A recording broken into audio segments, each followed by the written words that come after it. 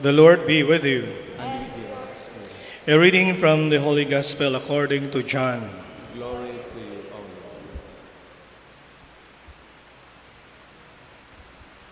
Thomas, called Didymus, one of the 12, was not with them when Jesus came. So the other disciples said to him, "We have seen the Lord."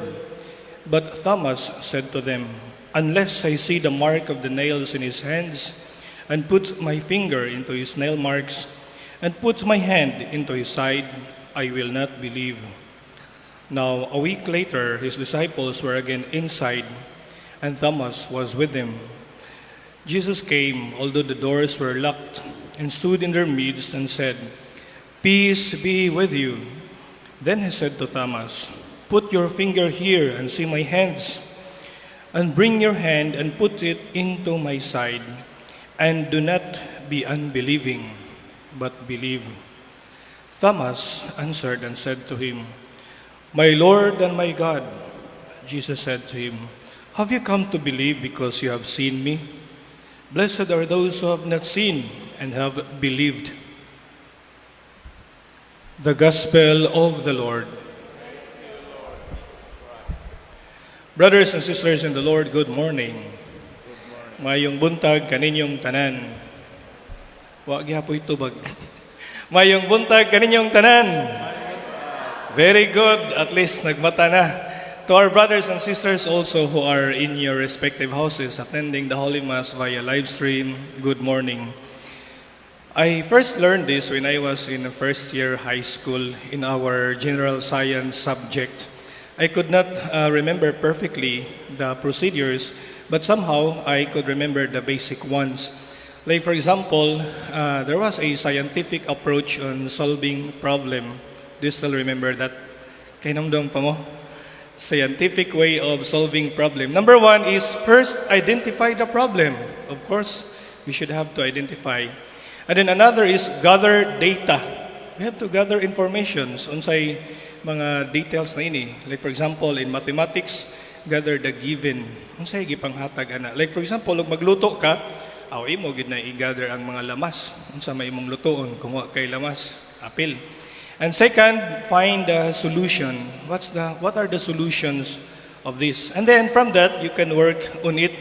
And then hopefully, you would be able to arrive to the answer to the problem. Now, in our gospel of today, the Lord appeared to the disciples. And the first thing that Jesus said was, "Peace be with you." Ang kalinaw maanaa kaninyo.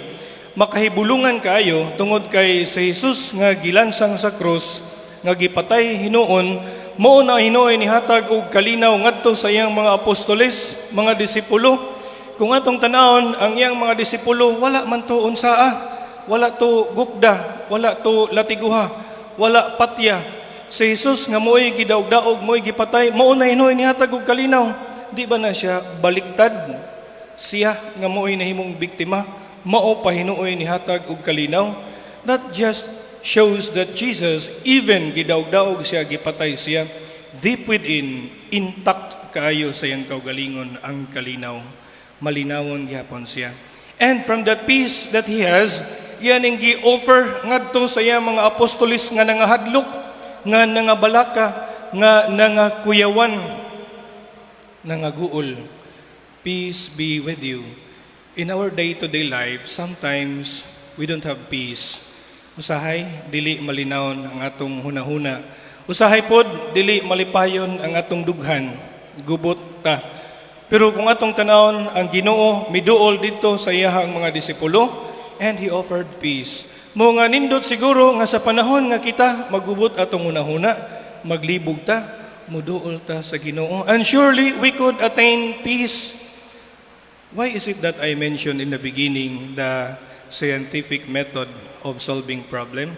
Why? Because it is important nga sa panahon nga ikaw dili malinawon, sa panahon nga gubot ang imong hunahuna, sa panahon nga ikaw nabalaka og nahadlok, identify what are the causes of losing your peace of mind. Unsa man di ay mga hinungdan nganong nawagtang ang kalinaw sa akong hunahuna. Unsa man day mga hinungdan nganong nga nabalaka ko, naguol ko. Otherwise, if we would not be able to identify, that would keep on haunting us. Kanunay na nga magsigi og balik-balik. Bisag unsaon nimo og buhat og mga butang kanang gitawag og coping mechanism. Other people sa panahon nga mabalaka sila, maguol, makuyawan, mahadlok, they have several coping mechanisms. Lain-lain lang ilang buhaton para tong nga maulian sila. But the thing is that ang kining ilang coping mechanism o atong coping mechanism naka-address ba jud ka ni siya sa problema? Nakasulbad ba jud ka ni siya sa problema nga mao'y hinungdan ngano nga nawagtang ang akong kalinaw? Basig ma-miss nato ang solution to the problem. To the point nga magsige ni siya balik-balik. That is why this is just very basic and yet very helpful. Number one, we have to identify the problem. Unsa gid ay problema ngano nga di man ko malinawon. Unsa man gid ay mga factors nga nakaapektar niini. And from there, we might be able to see the solutions. When we are in trouble, we have to go to the root of the trouble. Kinahanglan ato bangon gud nimo ang kamatuoran. And then, when we have the solution, probably, the greater probability is that you could attain peace. Mo nga nindot siguro mga igsuon matag adlaw atong examinon ang atong kaugalingon. Like for example, if you are peaceful at this time and you are happy, try to identify the things that make you happy. Try to identify the things that make you attain peace of mind. Nindot no, nga atong hunaon, unsa man di ay nakapalipay nako. Unsa man di ay mga butang nga gihimo nako, nga nakahatag nako og kalinaw. O kana pwede nga imong ipadayon buhaton matag adlaw kay para ma-maintain ang imong kalinaw sa imong hunahuna. And then, identify also the things, unsa man di ay nakawagtang sa akong kalinaw, nakapabalaka nako, nakapaguol nako, mao di ay kini. So, kinahanglan ako ni siyang likayan, kay para to nga dili ko balik-balikan og hasol ni ini. Importante kayo mga igsoon ang intelligent approach to facing kanang mga butanga. Sa philosophy bitaw, ginaingon nga, all knowledge comes through the senses. All knowledge comes through the senses. Usahay, ang makapahatag og kagubot, makapahatag og mental, emotional o physical stress nato, kanara pong atong gibuhat. Kung kuwang kagtug ikagabi, the greater possibility is that inikaugma pwede sa puton ka. Di ka malinaw. Magyaw-yaw ka, nga naman, kapoy imong lawas, kapoy imong ulo. So nindot siguro nga matug ka og sayo. Pero ang uban, dili makatug og sayo. Kay magsigig browse sa ilahang cellphone. Nya makabasa og mga news nga mga bati kayo, musod sa hunahuna, mahug sa dughan, mahug sa kasing-kasing, makapastress, ma-stress emotionally, ma-stress mentally, ma-stress pod physically. Awa na kay kalinaw, di na ka malipayon, sa puton na ka inikaugma. Knowledge, bad knowledge, na apoy bad effect sa atong kaugalingon. Knowledge comes through the senses. The sense of sight, pwede pod nga mo'y mahimong agianan para mawagtang ang imuhang kalinaw sa imong una-una. Again, the Lord always wants to offer peace to us. But sometimes, kita ra pod mo hinungdan, ngano nga mawagtang ang peace nga gi-offer sa Ginoo dinhi kanato. Mao nga like what I have said, let us try to examine the things that give us peace of mind and those things that rob us of our peace of mind which the Lord wants to offer us daily.